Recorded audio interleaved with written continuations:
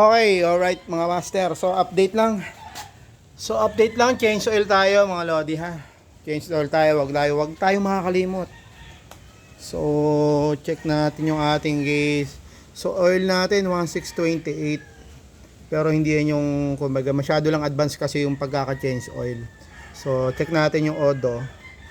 So, yung odo natin is 2,944. So ibig sabihin yung first 500, 1.5 the second, tapos sunod yung 3,000. So, advance tayo yung kung tutuusin. So, 2,944. So, kulang pa ng 66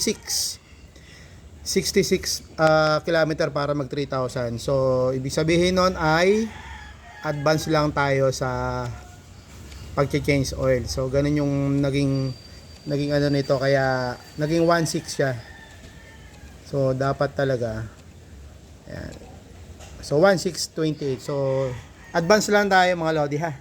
So dapat kasi 3,000. Nakita niyo naman yung odo natin nasa 29 pa lang. So dapat 3,000. So 3,000 yung pangatlong change oil. Yan. So ang gagawin ko na lang mamaya ko na i-reset kapag nag 3,000 na para pag nag 3,000 saka ako i-reset yung oil para ano na, kumbaga match na do sa odo at saka sa pag-change oil natin every 1.5. So yun lang. Share ko lang to, wag tayo makakalimot mag-change oil. So mura lang ang langis, huwag nyo kalimutan yan. So pag tinipid natin yung langis, so yung kapalit nyan ay malaking abala o malaking gastos kapag nakalimutan natin mag-change oil sa tamang oras mga lodi. So wag tayo puro gamit lang. Marami sa atin dito kasi sigamit lang. So nakakalimutan na mag-change oil yan.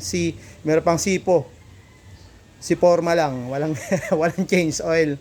Sigamit, si forma, yon. So ginastosan yung motor ng napakadami-dami accessories.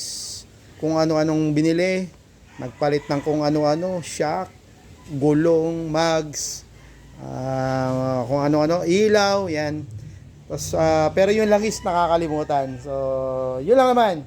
Share ko lang. So, wag natin kalilimutan. So, pinaka-importante sa mga unit natin sa mga motor natin is maintenance. So, preventive maintenance. So, change oil. So, yun lang. Share ko lang itong video na to para awareness sa atin lahat. Para hindi tayo mapagasos. Kung sakaling abutan tayo na biglang magkaroon ng problema yung motor natin dahil sa hindi tayo nakapag-change oil sa tamang oras. So, yan lang muli. Doc Arman sa Motorhouse. God bless sa atin lahat. Ride safe. Bye-bye.